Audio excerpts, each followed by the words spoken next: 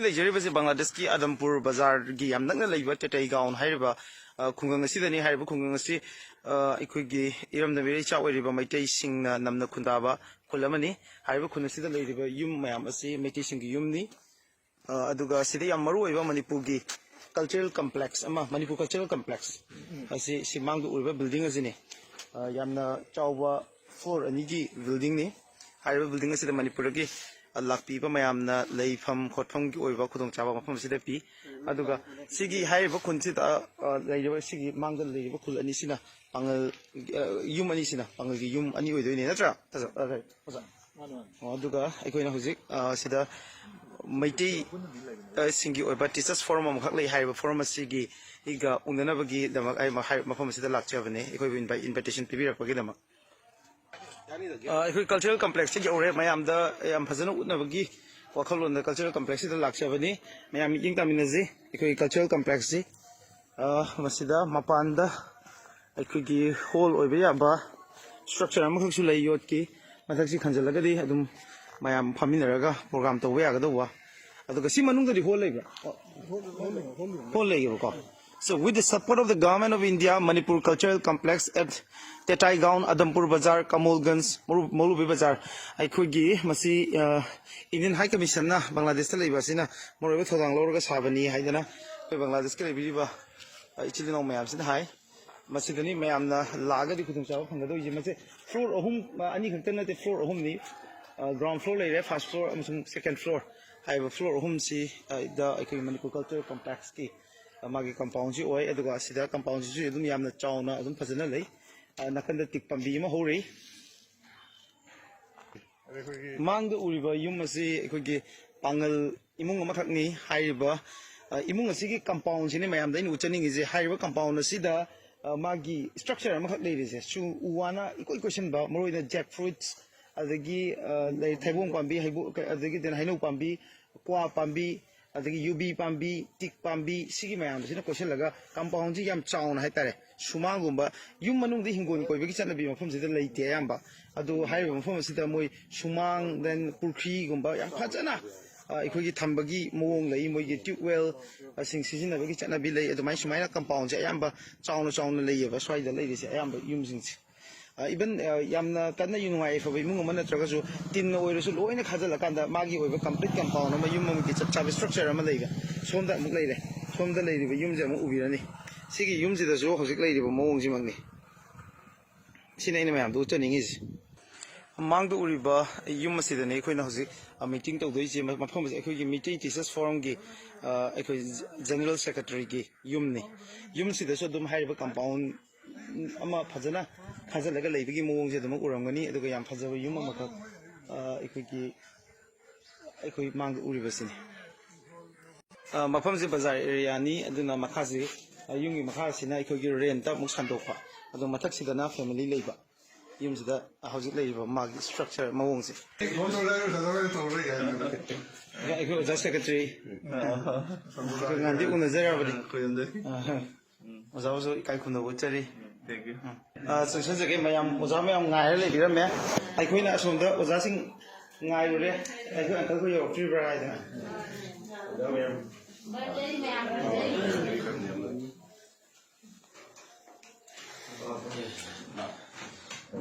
How they could Manipuri singers from I don't know why I can Palam Bazaar. Masimu, I believe that. Mayamna Kuki Manipuri Kamani, Hingivage, Kolibage, Hivage, a middle of them though. Heratambi or not mixing beer part of the Ninam Zerize.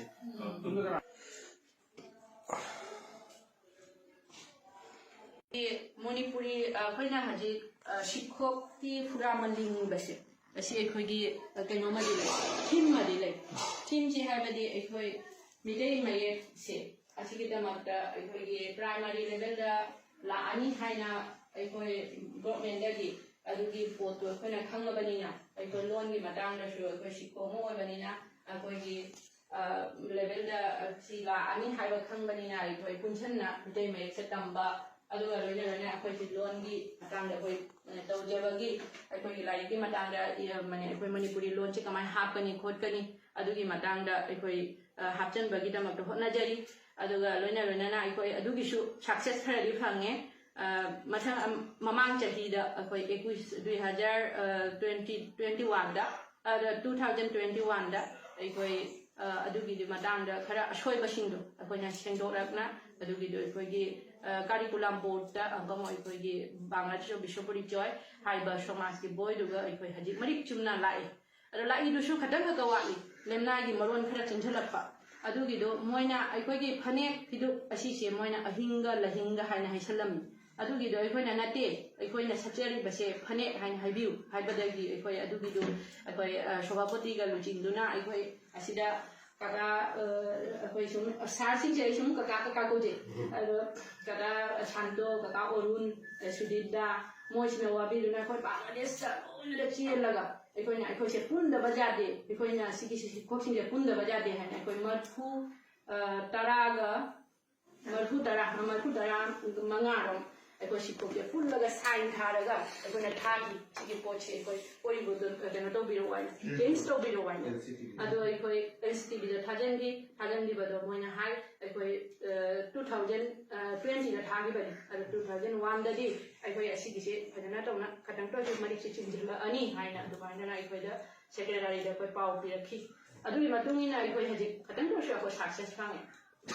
मसाइना side Hibi जंगी ओना pulley अदुगा अखोई सिखोक्सिंगा ngasi jawhoda अखोई सिखोक मसेन जे अखोई सिखोक सोंदसु सिखोक पुराम हाइना लेदि सिंसे असिगी मनुंगा दे अखोई ngasi jawhoda famna अखोई असिगी मिटै मय कितमक्ता बा मिटै मरोन की अखोई कमाइना तौनी हाइबसे असिगी दि ngasi jawhoda अखोई फमद्री असि फमम थोपरा हाइबसे असि अखोई मतमना जौरा अमारे हाइबसे अइगी वाखललोन द चेंजाबा हाइदाय अदुगा लोइना अइना सिदा तयेनबा अमसु अदु इसिनबोक्जागे मिटै पांगनगना इमा लोनसि अखोई मिटै लोन ngangbaniना असितना अखोई फंबै मथौता असिगा लेमना जे होनबगे मथौता दे इना खंजाबदा अदुगी पोतु अइना खंजाबदा असिगी पोचे जामना लोना सिंबिनबैदमक्ता असि बामलोगी सभापति सिगा लेंसिनजरी अइगी यामना माने ए सुम सारसे यामना केनो तो जियारगी क्लोज ओइजबा सानि अजुम काका तौई असिगा सुम अइ काका तौई अदो मोइना सिंबिरक्तुना अखोई फजबा माने केनो मतौरगा अखोई करम्बा फिलियपता अखोई लेपसिगे हाइबसे असिगी मतमसे तौरा अमारे हाइना खंजै असिगा लोइना अइना सिगी अमतंगा अइ हाइजगे नसाइदगी अइना सुम ताजाबदा केनो होइना ओजा होइना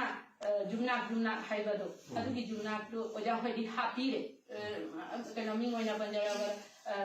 केनो मिराज साहा पोरी हासिसी असिने हाइजनिंग बा सि हायगा मैम लाक्लिबा ए जामना नुंगाइजे मैम बो खुरमजे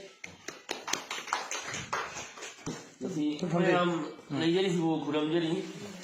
अदुगा नसी सांतो कुमार सिंहो अइना मितेई सांतो कुमार सिंहो की मयुमदा बानुवास लेजाई मणिपुरी मितेई मणिपुरी टीचर्स फोरम मा टीचर्स एसोसिएशन ना लागिबो थौराम सिदा मणिपुर सना लेबाक्तगी इमा लेबाक्तगी लाइबा अमुको की प्रेसिडेंट गलोइना लाइबा मयाम थी नसी होय सकमाय खंगनी वा इम्पोर्टेंट वा मानितन हाइननी हाइना तौरिसी याम हराउदई अदु याकी ममिंदी मोहम्मद नूरुद्दीन गौरी अदु बांग्लादेश की मणिपुरी मुस्लिम डेवलपमेंट ऑर्गेनाइजेशन बामदो हारिदुगी प्रेसिडेंट नि वर्तमान द प्रेजेंट द अनि सुबना अखोई ओजा प्राइमरी टीचर्स नि अदु ngasi अखोई दा हाइ वारी सिता सिदा कनागुमने खलब याइ से प्राइमरी टीचर मक्तनि आइना थौराम सि लांग बदी प्राइमरी टीचर न लांग बनी नहीं थौदम सि अदुने लैसी मयाम सि लोइना प्राइमरी टीचर नि अखोई बांग्लादेश की मिते बांग्लादेशी यामना नुआइना सिगी देश सिदा लैजरी अदु लैजरी हाइबो प्रूफ टू ngasi अखोई मयाम पुल्लदना उरे निखोई अदु मयाम नसु हनना हाइजरी अदु अखोई नि महात्मा सिदा शिल्पी कोंथोंजौ शिल्पी हारिसिना अदु इम्पोर्टेंट वा खरा हाइजे खरे समाज की सोसाइटी की कम न तौना चखुतपा लाइक लाइसुदा मरोल की वारीसी कम तौदना इन फ्यूचर दा कम तौदना थौरांग लांगनि हाइबा वारीसी याम हाइबी रे माना फजना अखोई की मिदै पांगलसु मिदै गिसु हाइबी मसी यामना थगचरी अदुदा लौनी आइनी मासी अदु याकी ममिंगसु पकलदना हाइजरी जे भविष्यत ꯄꯣꯔꯤꯀꯣꯜꯄꯣꯅꯥ ꯄ꯭ꯔꯣꯒ꯭ꯔꯥꯝꯁꯤꯒꯤꯗꯃꯛꯇ ꯑꯗꯨ ꯏꯟꯁꯥꯜꯂꯥ ꯑꯩ ꯇ꯭ꯔꯥꯏ ꯇꯧꯅꯤ ꯖꯦ ꯚꯕꯤꯁ꯭ꯋꯠꯇꯒꯤ ꯃꯤꯇꯩ ꯄꯥꯡꯒꯜ ꯄꯨꯟꯅ ꯀꯔꯝ ꯇꯧꯅ ꯆꯥꯎꯈꯠꯄ ꯌꯥꯕ ꯑꯣꯔꯒꯅꯥꯏꯖꯦꯁꯟ ꯁꯦꯝꯕ ꯌꯥꯕ ꯑꯗꯨ ꯁꯨꯝ ꯍꯥꯏꯔꯒ ꯑꯗꯨꯝ ꯂꯣꯏꯖꯔꯦ ꯃꯌꯥꯝꯕꯨ ꯈꯨꯔꯨꯝꯖꯔꯤ I Shabdabul Saponni, Manipur Muslim Development Organization, Hojana, President Aichu, former General Secretary Rabi, Munjigna, Bangladesh Manipur Muslim Education Trust, President from Pujari. The Ishu School, I school, Mamina, Hokter Kola, Gop Primary School, and we had teacher donation from Nigeria. ꯑꯩꯈꯣꯏ ꯕꯪꯒ꯭ꯂꯥꯗꯦꯁꯇ ꯂꯩꯔꯤꯕ ꯑꯩꯈꯣꯏ ꯃꯩꯇꯩꯁꯤꯡꯒꯤ ꯃꯇꯥꯡꯗ ꯋꯥꯍꯪ ꯈꯤꯇꯪ ꯍꯪꯖꯒꯦ ꯑꯩꯈꯣꯏꯁꯤ ꯕꯪꯒ꯭ꯂꯥꯗꯦꯁꯇ ꯈꯨꯟ ꯀꯌꯥ ꯇꯥꯒꯦ ꯃꯩꯇꯩꯒꯤꯁꯤ ꯄꯨꯟꯅ ꯈꯤꯇꯪ ꯀꯟꯅ ꯍꯥꯏꯕꯤꯌꯨ ꯍꯣꯏ Bangladesh ꯑꯩꯈꯣꯏꯒꯤ ꯁꯤꯂꯦꯠ ꯗꯤꯕꯤꯖꯟꯗ ꯗꯤꯁꯇ꯭ꯔꯤꯛ ꯃꯔꯤꯅꯤ ꯗꯤꯁꯇ꯭ꯔꯤꯛ ꯃꯔꯤꯁꯤꯒ ꯁꯤꯂꯦꯠ ꯁꯨꯅꯥꯝꯒꯣꯟ ꯊꯧꯕꯤꯒꯣꯟ ꯑꯃꯁꯨꯡ ꯃꯧꯂꯨꯕꯥꯖꯥꯔ ꯑꯗꯣ ꯃꯦꯟꯂꯤ ꯑꯣꯏꯅ ꯑꯩꯈꯣꯏꯒꯤ ꯃꯧꯂꯨꯕꯥꯖꯥꯔ ꯗꯤꯁꯇ꯭ꯔꯤꯛꯇꯅꯤ ꯑꯩꯈꯣꯏ ꯃꯤꯇꯩ ꯌꯥꯝꯅ ꯇꯥꯔꯤꯕꯁꯤ ꯑꯗꯣ ꯃꯧꯂꯨꯕꯥꯖꯥꯔ ꯗꯤꯁꯇ꯭ꯔꯤꯛꯇ ꯑꯗꯨꯒꯤ ꯁꯤꯂꯦꯠꯇ ꯑꯃꯁꯨꯡ ꯁꯨꯅꯥꯝꯒꯣꯟꯗ ꯍꯧꯕꯤꯒꯣꯟꯗꯗꯤ ꯈꯨꯟ ꯑꯃꯇꯅꯤ ꯑꯗꯣ ꯁꯨꯅꯥꯝꯒꯣꯟꯗꯁꯨ ꯈꯨꯟ ꯑꯃꯇ ꯑꯗꯣ ꯃꯧꯂꯨꯕꯥꯖꯥꯔꯗꯗꯤ ꯑꯩꯈꯣꯏ ꯑꯁꯤ ꯚꯥꯅꯨꯒꯥꯁ ꯂꯩꯔꯦ ꯑꯁꯣꯝꯗ ꯁ꯭ꯔꯤꯃꯪꯒꯣꯜ ꯔꯥꯝꯅꯒꯔ ꯍꯥꯏꯅꯁꯨ ꯑꯃ ꯂꯩꯔꯤ ꯑꯗꯣ ꯆꯨꯝꯅ ꯑꯩꯈꯣꯏ ꯈꯨꯟꯗꯤ ꯅꯠꯇꯦ ꯑꯩꯈꯣꯏ ꯗꯤꯁꯇ꯭ꯔꯤꯛ ꯈꯨꯗꯤꯡꯗ ꯇꯥꯔꯤꯕꯁꯦ ꯃꯐꯝ ꯃꯥꯄꯟꯗ ꯇꯥꯕꯅꯤ ꯑꯗꯨꯒ ꯌꯨꯝꯀꯣꯛ ꯀꯌꯥ ꯑꯣꯏꯒꯅꯤ ꯌꯨꯝ ꯃꯁꯤꯡ ꯑꯗꯨꯒ ꯃꯤ ꯃꯁꯤꯡꯁꯤ ꯆꯥꯎꯔꯥꯛꯅ ꯌꯨꯝꯀꯣꯛꯁꯦ ꯁꯨꯝ ꯆꯥꯎꯔꯥꯛꯅ ꯍꯥꯏꯕꯗ 500ꯗꯒꯤ ꯈꯛꯇꯪ ꯍꯦꯜꯂꯤ 500ꯗꯒꯤ ꯍꯦꯜꯂꯣꯏꯗ꯭ꯔꯥ ꯍꯦꯟꯒꯅꯤ ꯑꯁꯤ ꯆꯞ ꯆꯥꯕꯤ ꯇꯣꯠꯇꯨꯗꯤ ꯑꯩ ꯍꯥꯏꯕ ꯉꯝꯗ꯭ꯔꯦ ꯑꯗꯨꯒ ꯃꯤ ꯃꯁꯤꯡꯗꯤ ꯃꯤ ꯃꯁꯤꯡꯁꯤꯅ ꯑꯩꯈꯣꯏꯅ 2019ꯗ ꯕꯪꯒ꯭ꯂꯥꯗꯦꯁ ꯀꯩꯅꯣꯒꯤ NGO ꯑꯣꯏꯕ ꯑꯣꯔꯒꯅꯥꯏꯖꯦꯁꯟ ꯑꯃꯅ ꯃꯣꯏ ꯁꯦꯟꯁꯁ ꯇꯧꯔꯤ ꯑꯗꯨꯒ 10,000ꯗꯒꯤ ꯈꯖꯤꯛꯇꯪ ꯍꯦꯜꯂꯤ 10,000ꯗꯒꯤ ꯈꯔ ꯍꯦꯜꯂꯦ ꯃꯃꯥꯡꯒꯤꯗ 15,000-15,000-15,000 ꯂꯩꯔꯝꯃꯤ ꯑꯗꯣ ꯇꯞ ꯇꯞꯅ ꯁꯣꯝꯗ ꯂꯥꯟꯒꯤ ꯃꯈꯥꯗ ꯅꯤꯡꯇꯝ ꯂꯥꯟꯒꯤ ꯃꯈꯥꯗ ꯅꯤꯡꯇꯝ ꯂꯥꯟꯒꯤ ꯃꯃꯥꯡꯗ ꯏꯟꯗꯤꯌꯥꯗ ꯍꯣꯡꯅꯈꯤꯕ ꯇ꯭ꯔꯤꯄꯨꯔꯥꯗ ꯑꯁꯥꯝꯗ ꯑꯃꯨꯛ ꯆꯠꯅꯈꯤꯕ ꯖꯥꯕꯗꯨꯅ ꯍꯥꯟꯅ 10,000ꯃꯨꯛ ꯂꯩꯔꯝꯃꯦ 10ꯗꯒꯤ 15,000ꯃꯨꯛ ꯂꯩꯔꯝꯃꯤ ꯑꯗꯨ ꯃꯁꯤꯡꯁꯦ ꯍꯟꯊꯔꯛꯏꯅꯤꯅꯦ ꯃꯁꯤꯡꯁꯦ ꯍꯟꯊꯔꯛꯏ ꯑꯗꯨꯒ ꯑꯩꯈꯣꯏꯅ ꯁꯨꯝ ꯎꯖꯕ ꯃꯇꯝꯗ ꯑꯩꯈꯣꯏ ꯕꯪꯒ꯭ꯂꯥꯗꯦꯁꯀꯤ ꯂꯩꯔꯤꯕ ꯃꯩꯇꯩ ꯑꯃꯁꯨꯡ ꯃꯩꯇꯩ ꯄꯥꯡꯒꯜꯒꯤ ꯑꯩꯈꯣꯏꯅ ꯕꯖꯥꯔ ꯑꯦꯔꯤꯌꯥ ꯁ꯭ꯋꯥꯏꯗ ꯂꯩꯕꯩꯔꯗꯤ ꯈꯪꯗꯦ ꯑꯗꯨꯕꯨ ꯑꯩꯈꯣꯏꯅ ꯌꯨꯝꯁꯤꯡꯁꯦ ꯍꯦꯛ ꯆꯠꯆꯕ ꯀꯥꯟꯗ ꯀꯣꯏꯕ ꯀꯥꯟꯗ ꯑꯌꯥꯝꯕꯅ ꯅꯨꯡꯉꯥꯏꯐꯅ ꯄꯥꯟꯕꯒꯤ ꯃꯑꯣꯡ ꯑꯃ ꯀꯝꯄꯥꯎꯟ ꯑꯃ ꯂꯩꯔꯀꯥꯟꯗ ꯑꯩꯈꯣꯏꯒꯤ ꯋꯦꯜ ꯁꯝꯕꯟ ꯀꯩꯀꯩꯁꯤ ꯃꯌꯥꯝꯁꯦ ꯆꯦꯛꯅ ꯂꯣꯏꯅ ꯈꯥꯔꯒ ꯌꯨꯝ ꯑꯃ ꯌꯥꯝ ꯐꯖꯅ ꯂꯩꯕꯁꯦ ꯑꯗꯨꯝ ꯎꯏꯌꯦꯕꯀꯣ ꯌꯥꯝ ꯂꯨꯅ ꯅꯥꯟꯅ ꯄꯥꯟꯕꯒꯤ ꯃꯑꯣꯡꯁꯦ ꯑꯗꯣ ꯏꯀꯣꯅꯣꯃꯤꯛ ꯀꯟꯗꯤꯁꯟꯁꯦ ꯀꯃꯥꯏꯅ ꯇꯧꯋꯤ ꯕꯪꯒ꯭ꯂꯥꯗꯦꯁꯀꯤ ꯃꯩꯇꯩꯁꯤꯡꯒꯤ ꯑꯩꯈꯣꯏ ꯅꯤꯡꯇꯝ ꯂꯥꯟꯒꯤ ꯃꯈꯥꯗ ꯑꯩꯈꯣꯏ ꯃꯤꯇꯩꯁꯦ ꯑꯅꯝꯕ ꯑꯩꯈꯣꯏ ꯏꯟꯗꯤꯌꯥꯗ ꯁꯣꯔꯅꯥꯔꯊꯤ ꯑꯣꯏꯅ ꯂꯩꯔꯨꯕ ꯃꯇꯝꯗꯨꯒ ꯍꯜꯂꯛꯄ ꯃꯇꯝꯗꯨꯗ ꯑꯩꯈꯣꯏꯒꯤ ꯂꯝꯁꯤꯡ ꯑꯗꯨꯗꯤ ꯑꯗꯨꯝꯅ ꯀꯩꯔꯥꯛ ꯑꯁꯤ ꯌꯥꯝꯅ ꯀꯥꯏꯅ ꯇꯣꯏꯅ ꯂꯩꯔꯝꯃꯤ ꯑꯗꯨꯒꯤ ꯅꯤꯡꯇꯝ ꯂꯥꯟꯒꯤ ꯍꯦꯛ ꯃꯈꯥꯗ ꯆꯍꯤ 5-6ꯇꯤ ꯑꯩꯈꯣꯏ ꯃꯤꯇꯩ ꯄꯥꯡꯒꯜꯁꯨ ꯍꯥꯏꯁꯤꯅꯨ ꯑꯩꯈꯣꯏ ꯌꯥꯝꯅ ꯋꯥꯔꯝꯃꯤ ꯏꯀꯣꯅꯣꯃꯤꯀꯦꯜ ꯀꯟꯗꯤꯁꯟꯁꯦ ꯑꯦꯛꯕꯥꯔꯦ ꯍꯥꯏꯕꯗꯗꯤ ꯈ꯭ꯋꯥꯏꯗꯒꯤ ꯐꯠꯇꯕ ꯄꯣꯖꯤꯁꯟꯗꯨ ꯂꯩꯔꯝꯃꯤ ꯀꯅꯥꯒꯨꯝꯕ ꯆꯥꯕ ꯊꯛꯄ ꯋꯥꯠꯄ ꯈꯣꯠꯄ ꯑꯃ ꯑꯗꯨꯝ ꯇꯧꯅ इकोनॉमिकल कंडीशन एकेबारे मखादा चथबा तब तबना हजिक्ति अखोई मितै मनुंगदा मेनली लौबसिने ने अखोई कइनोगी लौबदना दना जे अखोई मितै मनुंगजु बा पांगल मनुंगजु अखोई गवर्नमेंट सर्विस तौबा अदुन तना अखोई NGO दा थबक तौबा मसा मसागी कारबा सानाबा बेफर सानाबा सि तौना हजिक्ति इकोनॉमिकल कंडीशन अतोप जाति चांगनमरुगदी अखोइने अखोइ लाइरबा लेते हाइबा जाय से याम नुवाइजगे याम अदो अखोइ लौ उबसे से अखोइगी युमोमदे यामना लौसि सिंगल क्रॉपिंग ने तौरिसे अदुगा मतम अमुतंग नेबा चही अमदा सिददी क्या लौसि उबई कुलंग साबले अखोइ सिदा अनिरगुइ अहुमरग उबसे याबे अते दे सुनांगोस्ता अतोप डिस्ट्रिक्ट अहुमरग उबसे बहबियो डिस्ट्रिक्ट अहुमरगुइ अखोइ मानवा सिददी मेनली अखोइ अनिरगति सोइदन होई अनिरगति सोइदन होई अदुगा अखोइगी लमदम सिदा अखोइने सुम उजबा मतमदा नुपी खुनाइसि अखोइगी मणिपुरदा लेबा नुपी सिंगसिदि नुपी बु थागतबदि अदुम थागतपा अखोइगी नुपी लानगी वारी मैरा पाइबी वारी मयाम दु लीरगा फंक्शन दि फचर फचना दु ngang bi ba दुगा नुपी खुनाइसि याम सोथना लेइ ꯃꯅꯤꯄꯨꯔꯗ ꯑꯗꯨꯒ ꯁꯤ ꯃꯐꯝꯁꯤꯗ ꯂꯥꯛꯀꯥꯟꯗ ꯄꯥꯡꯒꯜꯒꯤ ꯑꯣꯏꯅ ꯑꯩꯈꯣꯏꯅ ꯎꯖꯕꯁꯦ ꯄꯥꯡꯒꯜ ꯅꯨꯄꯤꯁꯤ ꯑꯌꯥꯝꯕꯅ ꯑꯣꯖꯥꯒꯤ ꯁꯤꯟꯐꯝꯁꯦ ꯑꯁꯤꯗ ꯊꯕꯛ ꯇꯧꯕ ꯊꯦꯡꯅꯖꯩ ꯑꯗꯨꯒ ꯍꯧꯖꯤꯛ ꯑꯩꯈꯣꯏ ꯁꯤꯗ ꯂꯥꯛꯏꯕ ꯑꯣꯖꯥꯒꯤ ꯉꯁꯤꯒꯤ ꯃꯤꯐꯝꯁꯤꯗꯁꯨ ꯑꯌꯥꯝꯕꯅ ꯑꯩꯈꯣꯏ ꯃꯩꯇꯩ ꯏꯆꯦ ꯏꯆꯦ ꯉꯥꯛꯇꯅꯤ ꯑꯩꯈꯣꯏꯒꯤ ꯃꯥꯡꯗ ꯐꯝꯃꯤꯁꯤ ꯃꯤꯇꯩ ꯅꯨꯄꯤꯒꯤ ꯑꯣꯏꯕ ꯍꯧꯖꯤꯛ ꯂꯩꯔꯤꯕ ꯐꯤꯕꯝꯁꯤꯗꯤ ꯀꯃꯥꯏꯅ ꯃꯤꯇꯩ ꯅꯨꯄꯤꯒꯤ ꯍꯧꯖꯤꯛꯀꯤ ꯑꯩꯈꯣꯏꯒꯤ ꯚꯥꯅꯨꯒꯥꯁꯇ ꯑꯩꯈꯣꯏꯒꯤ ꯑꯣꯖꯥ ꯑꯣꯏꯕꯁꯤꯅ ꯑꯣꯖꯥ ꯑꯣꯏꯔꯦ ꯑꯣꯖꯥꯁꯤꯅ ꯑꯩꯈꯣꯏꯒꯤ ꯒꯣꯚꯔꯟꯃꯦꯟꯠꯅ 60% ꯏꯟꯀ꯭ꯂꯨꯗ ꯇꯧꯏ ꯄ꯭ꯔꯥꯏꯃꯥꯔꯤꯗ ꯅꯨꯄꯤꯒꯤꯅ 60% ꯑꯩꯈꯣꯏ ꯅꯨꯄꯥꯒꯤꯅ 40%. ꯑꯣ ꯑꯁ ꯑꯣ ꯁꯤ ꯑꯗꯨꯒꯤ ꯃꯊꯛꯇ ꯑꯩꯈꯣꯏꯒꯤ ꯌꯨꯅꯤꯌꯟ ꯄꯣꯔꯤꯁꯣꯗ ꯎꯄꯗꯦꯂꯥ ꯄꯣꯔꯤꯁꯣꯗ ꯑꯩꯈꯣꯏ ꯅꯨꯄꯤꯒꯤ ꯄ꯭ꯔꯣꯇꯤꯅꯤꯙꯤ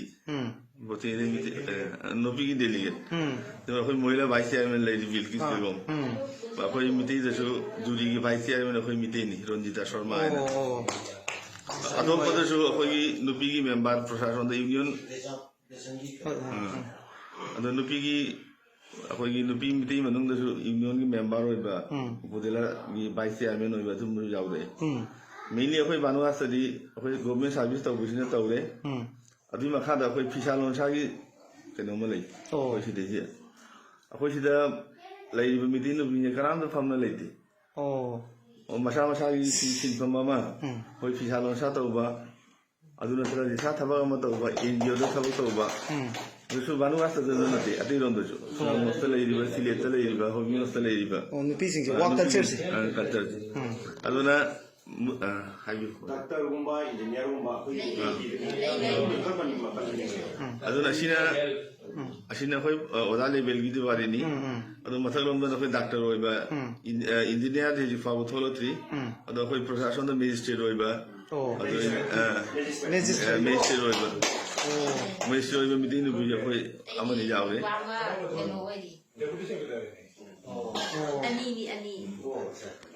सिविल सर्विस चंबा civil service Bangladesh civil service चंबा सिविल सर्विस बांग्लादेश की टॉप एग्जाम ने सिविल सर्विस इंडिया के IAS कुंभने तामो अखोन खंजरीब अखोई मफम ट्राइबल की रिजर्वेशन से मैतई पांगल विष्णुप्रिया से पुनः मणिपुरी की कोटा फंगने है 5% की कोटा माने कानबसी फजन लौबीनब्रा असी 5% कुटाजे अखोई हानादि लौरमी अदु हजिति सरकारना अथिंग बम लैग्रे सिदिसिदा अखोई कुटा बातिल तवाइना कुटाजे केनो तव हाइदना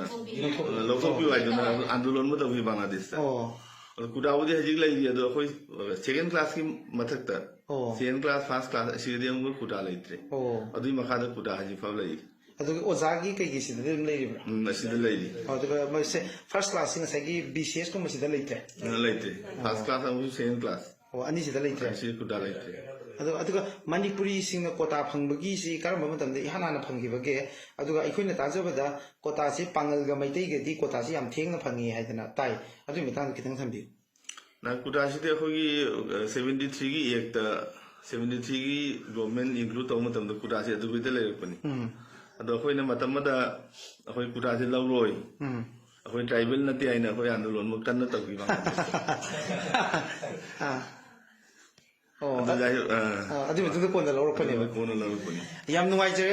बांग्लादेश की इपा इचा मैम इचे इचल मैम नुआइफन पाली है मपाउसे ताजबद लेते नुआई मणिपुर इचिल इनाउ मैम वारी मैम से ताबद थोदोइन नुआई गनी है खजे साहित्य की ओजा AK Seram से मणिपुर मसक नाइना मैम खंगनब ओजानी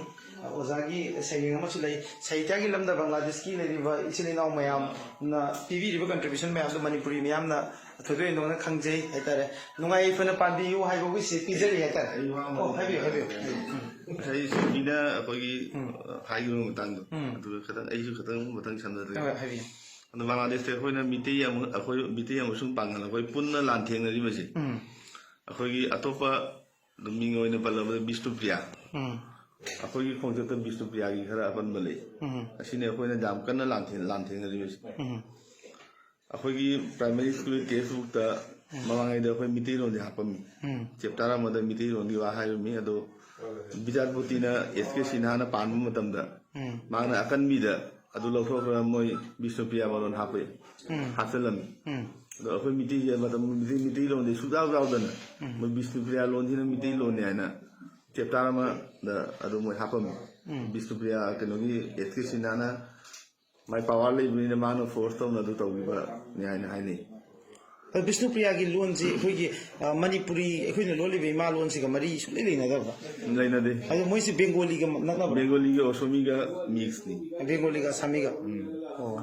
ꯑꯗꯨꯒꯤ ꯃꯇꯥꯡꯗ ꯑꯩꯈꯣꯏꯅ ट्राइबल बांग्लादेश को तो पोजीशन ꯕꯪꯒ꯭ꯂꯥꯗꯦश ꯃꯅꯤꯄꯨꯔ ꯑꯩꯈꯣꯏ ꯄ꯭ꯔꯥꯊꯃꯤक ꯁꯤꯛꯈꯛ ꯁꯣꯃꯤꯇꯤꯅ ꯑꯀꯟꯕ ꯋꯥ ꯍꯥꯏꯒꯤ ꯁꯔꯀꯥꯔꯗ ꯁꯨꯝ ꯇꯧꯅ ꯑꯁꯤ ꯁꯣꯏꯔꯦ ꯑꯁꯤꯗꯤ ꯌꯥꯗꯦ ꯑꯁꯤ ꯃꯣꯏꯅ ꯕꯤꯁꯅꯨꯄ꯭ꯔꯤꯌꯥ ꯂꯣꯟꯅꯤ ꯑꯗ ꯑꯩꯈꯣꯏꯅ ꯃꯤꯇꯩ ꯂꯣꯟꯅꯤ ꯑꯩꯈꯣꯏꯁꯦ ꯍꯥꯞꯄꯤꯕ ꯍꯥꯏꯅ ꯑꯗ ꯑꯩꯈꯣꯏꯅ ꯑꯣꯜ ꯕꯪꯒ꯭ꯂꯥꯗꯦश ꯄ꯭ꯔꯥꯏꯃꯥꯔꯤ ꯇꯤꯆꯔꯁꯤꯡ ꯃꯌꯥꯝꯅ ꯑꯩꯈꯣꯏꯒꯤ ꯑꯦꯄ꯭ꯂꯥꯏꯃ ꯇꯧꯔꯦ ꯑꯗꯨꯒ ꯑꯩꯈꯣꯏ ꯃꯌꯥꯝꯅ ꯁꯤꯒꯅꯦꯆꯔ ꯇꯧꯗꯨꯅ ꯑꯗꯨ ꯑꯩꯈꯣꯏ NCTBꯗ ꯊꯥꯈꯤ NCTB ꯍꯥꯏꯁꯦ ꯑꯩꯈꯣꯏ national curriculum and text book ꯕꯣꯔꯗ ꯑꯗꯨꯗ ꯑꯩꯈꯣꯏ ꯑꯀꯟꯕ ꯊꯧꯗꯥꯡ ꯂꯧꯏ ꯑꯁꯤ ꯍꯥꯞꯄꯤꯅꯨ ꯑꯁꯤ ꯆꯨꯝꯗꯦ ꯕꯤꯁꯅꯨꯄ꯭ꯔꯤꯌꯥ ꯃꯣꯏꯅ ꯕꯤꯁꯅꯨꯄ꯭ꯔꯤꯌꯥ ꯂꯣꯟꯅꯤ ꯑꯩꯈꯣꯏ ꯃꯤꯇꯩ ꯂꯣꯟꯁꯦ ꯍꯥꯞꯄꯤꯕ ꯍꯥꯏꯅ ꯁꯤꯗ ꯑꯣꯖꯥ ꯌꯥꯏꯀꯤ ꯁꯦꯔꯥꯝꯅꯁꯨ ꯅꯣꯡꯃ ꯑꯩꯈꯣꯏ ꯙꯥꯀꯥꯗ ꯑꯆꯧꯕ ꯀꯣꯟꯐꯔꯦꯟꯁ ꯑꯃ ꯇꯧꯈꯤ ꯑꯗꯣ ꯑꯩꯈꯣꯏ ꯄ꯭ꯔꯥꯊꯃꯤक ꯒꯅꯣꯁꯤꯛꯈꯥ ꯃꯟꯇ꯭ꯔꯅꯥꯂꯌꯒꯤ ꯁꯆꯤꯞ ꯁꯦꯀ꯭ꯔꯦꯇꯔꯤ ꯃꯥꯁꯨ ꯌꯥꯎꯔꯤ ꯑꯗꯤꯜꯂꯤꯒꯤ ꯑꯣꯏꯅ ꯑꯁꯣꯝꯗꯒꯤ ꯑꯩ ꯑꯃꯨꯛ ꯑꯣꯖꯥꯁꯤꯡ ꯑꯃꯁꯨ ꯌꯥꯎꯔꯤ ꯑꯩꯈꯣꯏ ꯑꯀꯟꯕ ꯊꯧꯗꯥꯡ ꯂꯧꯕꯤꯁꯦ ꯑꯁꯨꯝ ꯇꯧꯅ ꯃꯤꯠ ꯑꯁꯤ ꯕꯤꯁꯅꯨꯄ꯭ꯔꯤꯌꯥ ꯂꯣꯟꯁꯦ ꯇꯣꯛꯅ ꯑꯩꯈꯣꯏ ꯃꯤꯇꯩ ꯂꯣꯟꯁꯦ ꯍꯥꯞꯄꯤꯌꯨ ꯍꯥꯏꯅ ꯑꯗꯣ ꯍꯧꯖꯤꯛꯇꯤ ꯍꯥꯞꯄꯦ ꯑꯗꯣ ꯍꯧꯖꯤꯛꯇꯤ ꯍꯥꯞꯄꯛꯑꯦ ꯑꯗꯣ ꯍꯥꯞꯄꯤꯗꯨꯁꯨ ꯂꯦꯝꯅꯥꯏ ꯃꯣꯏ ꯕꯤꯁꯅꯨꯄ꯭ꯔꯤꯌꯥ ꯃꯔꯣꯟꯒ ꯑꯩꯈꯣꯏ ꯃꯤꯇꯩ ꯃꯔꯣꯟꯒ ꯄꯨꯟꯅ ꯍꯥꯞꯄꯛꯏ ꯑꯅꯤꯃꯛ ꯃꯅꯤꯄꯨꯔꯤꯅꯤ ꯍꯥꯏꯅ ꯍꯥꯞꯄꯛꯄꯅꯤ ꯑꯁꯤ ꯑꯩꯈꯣꯏ ꯌꯥꯝꯅ ꯊꯃꯣꯏ ꯄꯦꯟꯗꯦ ꯃꯃꯥꯡꯉꯩꯗꯁꯨ ꯑꯣꯖꯥꯁꯤꯡ ꯂꯥꯛꯑꯝꯕꯗ ꯃꯅꯤꯄꯨꯔꯒꯤ ꯑꯣꯖꯥꯁꯤꯡ ꯂꯥꯛꯑꯝꯕꯗ ꯑꯩꯈꯣꯏ ꯋꯥꯁꯤ ꯍꯥꯏꯖꯈꯤ ꯑꯣꯖꯥ ꯔꯥꯀꯦꯁ ꯅꯥꯎꯔꯦꯝ ꯑꯣꯖꯥ ꯃꯨꯇꯋꯥꯕ ꯑꯗꯨ ꯂꯥꯛꯑ ꯃꯇꯝꯗ ꯑꯁꯤ ꯕꯪꯒ꯭ꯂꯥꯗꯦꯁꯇꯗꯤ ꯕꯤꯁꯅꯨꯄ꯭ꯔꯤꯌꯥꯅ ꯃꯁꯤꯡꯁꯨ ꯍꯦꯜꯂꯤ ꯂꯨꯄꯥ ꯄꯩꯁꯥꯒꯤ ꯆꯥꯡꯗꯝꯗꯁꯨ ꯃꯣꯏꯅ ꯍꯦꯜꯂꯤ ꯑꯗꯨꯒꯗꯤ ꯑꯩꯈꯣꯏꯒꯤ ꯄ꯭ꯔꯁꯥꯁꯟꯗ ꯊꯕꯛ ꯊꯅꯥ ꯇꯧꯕ ꯑꯁꯤ ꯃꯣꯏꯅꯁꯨ ꯆꯥꯡꯁꯦ ꯈꯔ ꯍꯦꯟꯕꯅꯤꯅ ꯑꯩꯈꯣꯏꯅ ꯍꯦꯛ ꯃꯨꯛꯅꯕ ꯉꯝꯗꯦ ꯃꯅꯤꯄꯨꯔꯤ ꯍꯥꯏꯕ ꯄꯣꯠꯁꯤ ꯑꯩꯈꯣꯏꯅ ꯀꯩꯅꯣ ꯂꯧꯁꯟꯅꯕ ꯃꯣꯏꯅ ꯍꯥꯏꯁꯦ ꯃꯅꯤꯄꯨꯔꯤꯁꯦ ꯂꯣꯟ ꯑꯅꯤꯅꯤ ꯕꯤꯁꯅꯨꯄ꯭ꯔꯤꯌꯥ ꯑꯃꯅ ꯃꯤꯇꯩ ꯑꯗꯣ ꯑꯁꯤ ꯆꯦꯞꯇꯔꯗꯨꯗ ꯃꯅꯤꯄꯨꯔꯤ ꯂꯣꯟꯅꯤꯗꯤ ꯍꯥꯏꯔꯒ ꯑꯍꯥꯟꯕꯗ ꯕꯤꯁꯅꯨꯄ꯭ꯔꯤꯌꯥ ꯂꯣꯟ ꯍꯥꯞꯄꯦ ꯃꯊꯪꯗ ꯑꯩꯈꯣꯏ ꯃꯤꯇꯩ ꯂꯣꯟꯁꯦ ꯍꯥꯞꯄꯦ ꯑꯗꯣ ꯑꯍꯥꯟꯕꯗꯤ ꯑꯁꯨꯛ ꯍꯥꯞꯄꯝꯕ ꯅꯠꯇꯦ ꯑꯩꯈꯣꯏꯅ ꯑꯀꯟꯕ ꯊꯧꯗꯥꯡ ꯂꯧꯔꯨꯕꯗꯒꯤ ꯂꯣꯟ ꯑꯅꯤꯁꯦ ꯃꯅꯤꯄꯨꯔꯤ ꯂꯣꯟꯅꯤ ꯍꯥꯏꯅꯗꯤ ꯍꯥꯏꯔꯒ ꯕꯤꯁꯅꯨꯄ꯭ꯔꯤꯌꯥ ꯑꯍꯥꯟꯕꯗ ꯕꯤꯁꯅꯨꯄ꯭ꯔꯤꯌꯥ ꯏꯔꯦ ꯃꯈꯥꯗ ꯑꯩꯈꯣꯏ ꯃꯤꯇꯩ ꯂꯣꯟꯁꯦ ꯏꯔꯦ ꯑꯁꯤꯅꯤ ꯑꯩꯈꯣꯏ ꯕꯪꯒ꯭ꯂꯥꯗꯦꯁꯇ ꯍꯧꯖꯤꯛ ꯑꯣꯏꯔꯤꯕ ꯁꯤꯆꯨꯋꯦꯁꯟ ꯉꯝꯃꯔꯣꯏ ꯑꯗꯣ ꯃꯅꯤꯄꯨꯔꯗ ꯂꯩꯔꯤꯕ ꯑꯣꯖꯥꯁꯤꯡ ꯃꯌꯥꯝꯗ ꯃꯤꯠꯌꯦꯡ ꯆꯤꯡꯁꯤꯟꯖꯔꯤ ꯑꯁꯤ ꯑꯩꯈꯣꯏꯒꯤ ꯑꯃꯨꯛꯇꯪ ꯃꯅꯤꯄꯨꯔ ꯂꯣꯝꯗꯒꯤ ꯑꯩꯈꯣꯏꯅ ꯀꯔꯤꯒꯨꯝꯕ ꯊꯧꯗꯥꯡ ꯂꯧꯔꯗꯤ ꯑꯩꯈꯣꯏꯒꯤ ꯌꯥꯝ ꯀꯥꯟꯅꯕ ꯑꯣꯏꯅꯤ ꯁꯤꯗ ꯂꯩꯕ ꯑꯩꯈꯣꯏꯒꯤ ꯃꯩꯇꯩ ꯏꯆꯤꯜ ꯏꯅꯥꯎꯁꯤꯡꯒꯤ ꯇꯤꯆꯔꯁ ꯐꯣꯔꯝꯅ ꯑꯩꯈꯣꯏꯕꯨ ꯉꯁꯤ ꯃꯐꯝꯁꯤꯗ ꯔꯤꯁꯤꯞꯁꯟ ꯇꯧꯕꯤꯕ ꯑꯃꯁꯨꯡ ꯑꯩꯈꯣꯏꯒ ꯋꯥꯔꯤ ꯋꯥꯇꯥꯏ ꯈꯔ ꯁꯥꯟꯅꯕꯒꯤ ꯈꯨꯗꯣꯡꯆꯥꯕ ꯑꯃ ꯄꯤꯕꯤꯕꯒꯤꯗꯃꯛꯇ ꯂꯥꯛꯆꯔꯤꯕ ꯄꯥꯡꯒꯟꯁꯤꯡꯒꯤ ꯃꯤꯍꯨꯠ ꯑꯣꯜ ꯃꯅꯤꯄꯨꯔ ꯃꯨꯁꯂꯤꯝ ꯑꯣꯔꯒꯅꯥꯏꯖꯦꯁꯟꯁ ꯀꯣꯑꯣꯔꯗꯤꯅꯦꯇꯤꯡ ꯀꯃꯤꯇꯤꯒꯤ ꯃꯤꯍꯨꯠꯁꯤꯡꯒꯤ ꯃꯥꯏꯀꯩꯗꯒꯤ ꯊꯥꯒꯠꯄ ꯐꯣꯡꯗꯣꯛꯆꯔꯤ ꯑꯃꯁꯨꯡ ꯏꯀꯥꯏꯈꯨꯝꯅꯕ ꯎꯠꯆꯔꯤ ꯃꯔꯨꯑꯣꯏꯅ ꯑꯩꯈꯣꯏ ꯃꯅꯤꯄꯨꯔꯤꯁꯤꯡꯒꯤ ꯑꯣꯏꯕ ꯑꯥꯏꯗꯦꯟꯇꯤꯇꯤ ꯑꯩꯈꯣꯏ ꯃꯅꯤꯄꯨꯔꯤꯁꯤꯡꯒꯤ ꯑꯣꯏꯕ ꯏꯔꯣꯜ ꯑꯩꯈꯣꯏ ꯃꯅꯤꯄꯨꯔꯤꯁꯤꯡꯒꯤ ꯑꯣꯏꯕ ꯏꯌꯦꯛ ꯃꯁꯤ ꯃꯐꯝꯁꯤꯗ ꯐꯖꯅ ꯄ꯭ꯔꯣꯇꯦꯛ ꯇꯧꯅꯅꯕꯒꯤꯗꯃꯛꯇ ꯑꯩꯈꯣꯏ ꯃꯊꯧ ꯇꯥꯕ ꯊꯕꯛꯁꯤꯡ ꯆꯞ ꯆꯥꯅ ꯑꯩꯈꯣই ꯇꯧꯅꯅꯕꯒꯤꯗꯃꯛꯇ ꯃꯗꯨꯗ ꯑꯩꯈꯣꯏꯅ ꯂꯧꯕ ꯌꯥꯕ ꯊꯧꯗꯥꯡ ꯑꯩꯈꯣꯏꯒꯤ ꯃꯅꯤꯄꯨꯔꯗꯒꯤ ꯑꯃꯁꯨꯡ ꯃꯐꯝꯁꯤꯗ ꯂꯩꯔꯤꯕ ꯑꯩꯈꯣꯏꯒꯤ ꯄꯥꯡꯒꯟ ꯀꯝꯃꯨꯅꯤꯇꯤꯒꯤ ꯃꯥꯏꯀꯩꯗꯒꯤ ꯂꯧꯃꯤꯟꯅꯅꯕꯒꯤꯗꯃꯛ ꯃꯩꯇꯩꯁꯤꯡ ꯏꯆꯤꯜ ꯏꯅꯥꯎꯁꯤꯡꯒ ꯄꯨꯟꯅ ꯂꯧꯃꯤꯟꯅꯅꯕꯒꯤꯗꯃꯛ ꯑꯩꯈꯣꯏ ꯃꯗꯨꯒꯤꯗꯃꯛꯇ ꯆꯞ ꯆꯥꯅ ꯐꯤꯔꯦꯞ ꯂꯧꯖꯒꯅꯤ ꯑꯃꯁꯨꯡ ꯃꯗꯨꯒꯤꯗꯃꯛꯇ ꯆꯞ ꯆꯥꯅ ꯁꯦꯝ ꯁꯥꯒꯅꯤ ꯍꯥꯏꯕ ꯋꯥꯐꯝꯁꯨ ꯃꯌꯥꯝꯗ ꯊꯝꯖꯒꯦ ꯂꯣꯏꯅꯅ ꯌꯥꯝꯅ ꯅꯨꯡꯉꯥꯏ ꯑꯩꯈꯣꯏ ꯕꯪꯒ꯭ꯂꯥꯗꯦꯁꯇ ꯃꯩꯇꯩ ꯑꯃꯁꯨꯡ ꯄꯥꯡꯒꯜꯁꯤꯡ ꯅꯨꯡꯁꯤ ꯆꯥꯟꯅꯅ ꯂꯩꯃꯤꯟꯅꯔꯝꯕꯁꯤ ꯎꯕꯗ ꯌꯥꯝꯅ ꯊꯃꯣꯏꯗ ꯑꯄꯦꯟꯕ ꯐꯥꯎꯏ ꯑꯗꯨꯒ ꯑꯩꯈꯣꯏꯒꯤ ꯃꯔꯨꯑꯣꯏꯅ ꯃꯩꯇꯩ ꯑꯩꯈꯣꯏꯒꯤ ꯏꯆꯜ ꯏꯆꯦꯁꯤꯡ ꯏꯃꯥꯁꯤꯡꯒꯤ ꯃꯥꯏꯊꯣꯡꯁꯤ ꯎꯕ ꯃꯇꯝꯗ ꯑꯗꯨꯉꯩ ꯄꯨꯋꯥꯔꯤꯒꯤ ꯇꯥꯡꯀꯛ ꯑꯃꯗ ꯃꯩꯇꯩ ꯏꯃꯥꯁꯤꯡꯅ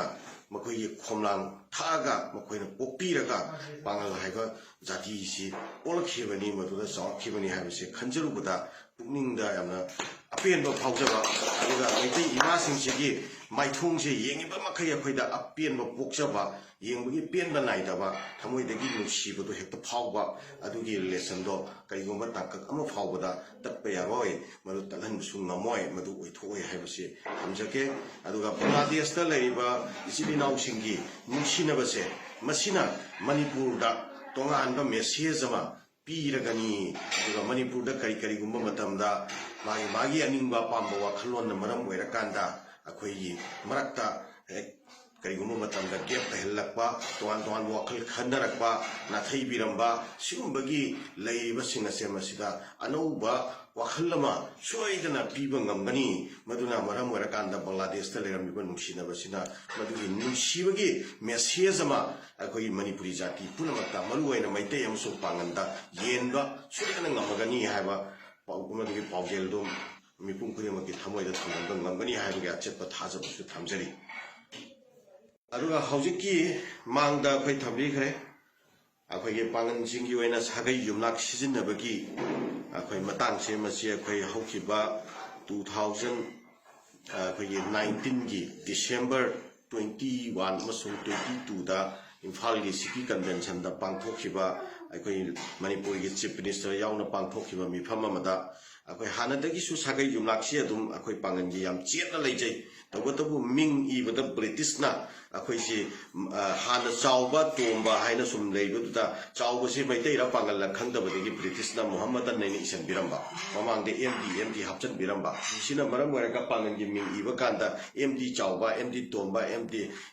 ꯁꯨꯝ ꯍꯥꯞꯄꯒꯤ ꯀꯩꯅꯣꯃ ꯑꯩꯈꯣꯏꯒꯤ ꯄ꯭ꯔꯦꯁꯤꯗꯦꯟ ꯑꯃ ꯂꯩꯈꯤꯕꯅꯤ ꯃꯗꯨ ꯑꯩꯈꯣꯏ ꯍꯧꯖꯤꯛ ꯁꯥꯒꯩ ꯌꯨꯝꯅꯥꯛ ꯍꯥꯞꯄꯒ ꯃꯤꯡ ꯏꯅꯅꯕꯒꯤꯗꯃꯛꯇ ꯅꯨꯃꯤꯠꯇꯨꯗꯒꯤ ꯑꯩꯈꯣꯏ ꯍꯥꯟꯅ ꯇꯧꯕꯅ ꯇꯧꯔꯦ ꯇꯧꯗꯕ ꯃꯈꯩꯁꯨ ꯁꯥꯒꯩ ꯌꯨꯝꯅꯥꯛ ꯂꯣꯏꯅꯃꯛ ꯍꯥꯞꯄꯁꯤ ꯍꯥꯏꯗꯅ ꯑꯩꯈꯣꯏ ꯑꯣꯅꯔꯦꯕꯜ ꯆꯤꯐ ꯃꯤꯅꯤꯁꯇꯔꯅ ꯑꯄꯤꯜ ꯇꯧꯕꯤꯕꯒ ꯂꯣꯏꯅꯅ ꯃꯗꯨꯒꯤ ꯋꯥꯐꯝꯗꯨ ꯃꯅꯤꯄꯨꯔꯒꯤ ꯑꯩꯈꯣꯏ ꯃꯧꯂꯥꯅꯥꯁꯤꯡꯒꯤ ꯑꯣꯔꯒꯅꯥꯏꯖꯦꯁꯟ ꯑꯃꯒꯤ ꯂꯨꯆꯤꯡꯕ ꯑꯃ ꯂꯩ ꯃꯍꯥꯛꯅ ꯃꯌꯥꯝꯗ ꯂꯥꯎꯊꯣꯛꯑꯒ ꯑꯃꯨꯛ ꯄꯣꯛꯅ ꯃꯗꯨ ꯃꯌꯥꯝꯗ ꯆꯠꯅꯍꯟꯕꯤꯅꯅꯕ ꯑꯩꯈꯣꯏ ꯃꯗꯨꯒꯤ ꯗꯤꯀ꯭ꯂꯥꯔꯦꯁꯟ ꯄꯤꯖꯈ꯭ꯔꯦ ꯍꯧꯖꯤꯛ ꯑꯩꯈꯣꯏ ꯃꯐꯝꯁꯤꯗ ꯂꯩꯔꯤꯕ ꯏꯆꯤꯟ ꯏꯅꯥꯎ ꯄꯨꯝꯅꯃꯛꯇꯁꯨ ꯑꯩꯈꯣꯏ ꯃꯁꯤꯒꯤ ꯄꯥꯎꯖꯦꯜ ꯑꯩꯈꯣꯏ ꯊꯝꯖꯔꯤ ꯌꯨꯝꯅꯥꯛ ꯁꯥꯒꯩ ꯌꯨꯝꯅꯥꯛ ꯃꯥꯡꯍꯟꯂꯣꯏꯁꯤ ꯍꯥꯏꯕ ꯑꯗꯨꯒ ꯂꯣꯏꯅꯅ ꯑꯩꯈꯣꯏ ꯍꯧꯖꯤꯛ ꯏꯔꯣꯜ ꯏꯌꯦꯛ ꯑꯃꯁꯨꯡ ꯑꯩꯈꯣꯏꯒꯤ ꯑꯥꯏꯗꯦꯟꯇꯤꯇꯤꯒꯤ ꯃꯇꯥꯡꯗ ꯂꯩꯔꯤꯕ ꯑꯩꯈꯣꯏꯒꯤ ꯀꯩꯅꯣꯁꯦ ꯊ꯭ꯔꯦꯠꯁꯦ ꯃꯁꯤꯒꯤ ꯃꯇꯥꯡꯗ ꯑꯩꯈꯣꯏ ꯁꯤꯗꯒꯤ ꯍꯟꯈ꯭ꯔꯕ ꯃꯇꯨꯡꯗ ꯑꯩꯈꯣꯏ ꯃꯅꯤꯄꯨꯔꯒꯤ ꯆꯤꯐ ꯃꯤꯅꯤꯁꯇꯔꯒꯤ ꯂꯦꯚꯦꯜꯗ ꯑꯩꯈꯣꯏ ꯁꯨꯡꯁꯣꯏ ꯁꯣꯏꯗꯅ ꯑꯩꯈꯣꯏꯒꯤ ꯍꯥꯏꯔꯤꯕ ꯋꯥꯐꯝꯁꯤꯡꯁꯦ ꯑꯩꯈꯣꯏ ꯔꯤꯄꯣꯔꯠ ꯇꯧꯖꯒꯅꯤ ꯑꯃꯁꯨꯡ ꯄ꯭ꯔꯄꯣꯖꯦꯜ ꯑꯃ ꯊꯝꯖꯒꯅꯤ ꯆꯤꯐ ꯃꯤꯅꯤꯁꯇꯔꯅ ꯃꯁꯤꯗ ꯏꯟꯇꯔꯚꯦꯟꯁꯟ ꯄꯤꯕꯤꯅꯅꯕ ꯑꯃꯁꯨꯡ ꯃꯗꯨꯒꯤ ꯃꯊꯧ ꯇꯥꯕ ꯄꯥꯏꯈꯠꯄꯤꯅꯅꯕ ꯑꯩꯈꯣꯏ ꯆꯤꯐ ꯃꯤꯅꯤꯁꯇꯔꯗ ꯊꯝꯒꯅꯤ ꯂꯣꯏꯅꯅ ꯏꯟꯗꯤꯌꯟ ꯍꯥꯏ ꯀꯃꯤꯁꯟꯗꯁꯨ ꯃꯁꯤꯒꯤ ꯃꯇꯥꯡꯗ ꯑꯩꯈꯣꯏ ꯑꯃꯨꯛꯀꯤ ꯃꯥꯏꯀꯩꯗꯒꯤꯁꯨ ꯆꯦ ꯊꯥꯒꯅꯤ ꯂꯣꯏꯅꯅ ꯑꯩꯈꯣꯏ ꯄꯤꯕ ꯌꯥꯕ ꯄ꯭ꯔꯦꯁꯔ ꯑꯩꯈꯣꯏ ꯁꯣꯏꯗꯅ ꯄꯤꯖꯒꯅꯤ ꯑꯩꯈꯣꯏ ꯃꯅꯤꯄꯨꯔꯤꯁꯤꯡꯒꯤ ꯑꯥꯏꯗꯦꯟꯇꯤꯇꯤ ꯀꯔꯤꯒꯨꯝꯕ ꯑꯃ ꯐꯥꯎꯕꯗ ꯑꯩꯈꯣꯏ ꯀꯝꯄ꯭ꯔꯣꯃꯥꯏꯖ ꯇꯧꯕ ꯌꯥꯔꯣꯏ ꯃꯍꯧꯁꯥꯗꯒꯤ ꯂꯩꯖꯔꯛꯄ ꯑꯩꯈꯣꯏꯒꯤ ꯑꯥꯏꯗꯦꯟꯇꯤꯇꯤ ꯑꯩꯈꯣꯏ ꯉꯥꯛꯃꯤꯟꯅꯒꯗꯕꯅꯤ ꯍꯥꯏꯕ ꯋꯥꯐꯝꯁꯦ ꯑꯃꯨꯛ ꯍꯟꯅ ꯅꯧꯍꯧꯅꯅ ꯊꯝꯖꯒꯦ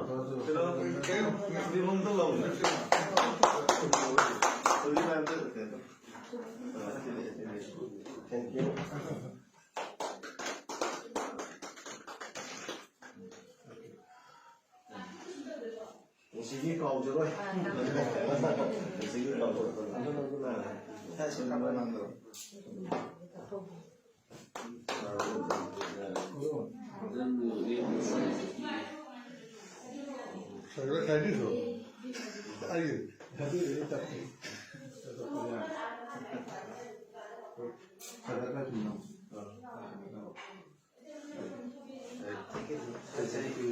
ꯑꯩꯈꯣꯏ ꯀꯩꯅꯣꯒꯤ ꯑꯩꯈꯣꯏ ꯄꯥꯝꯕꯒꯤ ꯁꯣꯛꯑꯕꯗꯤ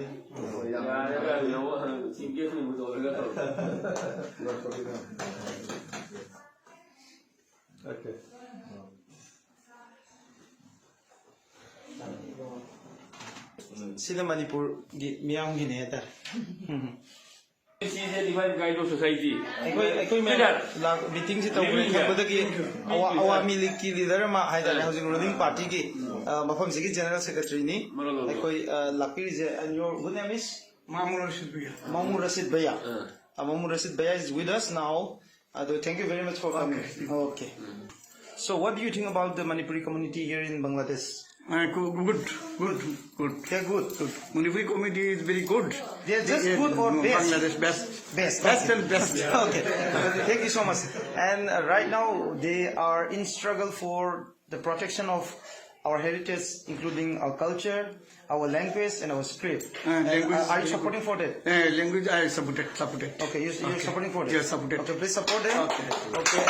Very much okay. Howzik koi mang da lei bajina mayam pumaga ki chamin na ba hai tare breakfast ni breakfast ana bajum to mayam sem sabi ni ekoi ki Bangladesh ki oina ainu ujaba da mai tei musung pangal gi marakta moina khara ꯐꯤꯕꯝ ꯐꯅ ꯂꯩꯔꯤꯕꯁꯦ ꯂꯥꯏꯔꯕ ꯂꯩꯇꯦꯒ ꯍꯥꯏꯔꯒ ꯌꯥꯝꯅ ꯊꯧꯅꯥ ꯐꯅ ꯉꯥꯡꯕ ꯉꯝꯃꯤꯁꯦ ꯊꯕꯛ ꯁꯨꯕꯒꯤ ꯋꯥ ꯀꯜꯆꯔꯁꯤ ꯌꯥꯝ ꯋꯥꯡꯉꯤꯀꯣ ꯑꯩꯈꯣꯏꯅ ꯎꯕꯗ ꯑꯗꯣ ꯋꯥ ꯀꯜꯆꯔꯁꯤꯒꯤ ꯃꯊꯛꯇ ꯃꯔꯩꯄꯥꯛ ꯅꯨꯡꯁꯤꯕꯁꯦ ꯌꯥꯝꯅ ꯍꯦꯟꯕ꯭ꯔꯅ ꯈꯜꯂꯦ ꯑꯩꯈꯣꯏ ꯃꯅꯤꯄꯨꯔꯗ ꯂꯩꯔꯤꯕ ꯑꯩꯈꯣꯏ ꯃꯤꯌꯥꯝꯗꯒꯤ ꯃꯣꯏꯅ ꯃꯣꯏꯒꯤ ꯐꯤꯖꯦꯠꯇ ꯃꯣꯏꯒꯤ ꯆꯥꯛꯆꯥꯗ ꯃꯣꯏꯒꯤ ꯋꯥꯉꯥꯡꯗ ꯈꯨꯗꯤꯡꯃꯛꯇ ꯍꯥꯏꯇꯥꯔꯦ ꯑꯩꯈꯣꯏ ꯃꯔꯩꯄꯥꯛ ꯅꯨꯡꯁꯤꯕꯒꯤ ꯋꯥꯈꯜꯂꯣꯟꯁꯦ ꯍꯥꯏꯅꯤꯡꯉꯥꯏ ꯂꯩꯇꯅ ꯌꯥꯎꯋꯦ ꯑꯗꯨꯅ ꯃꯣꯏꯗꯒꯤ ꯑꯣꯏꯅ ꯑꯩꯈꯣꯏꯗ ꯃꯣꯇꯤꯚꯦꯠ ꯇꯧꯔꯦ ꯃꯣꯏꯗꯒꯤ ꯑꯣꯏꯅ ꯏꯟꯁꯄꯥꯌꯔ ꯇꯧꯋꯦ ꯍꯥꯏꯇꯥꯔꯦ ꯂꯝꯗꯝꯁꯤꯗ ꯂꯥꯛꯑꯀꯥꯟꯗ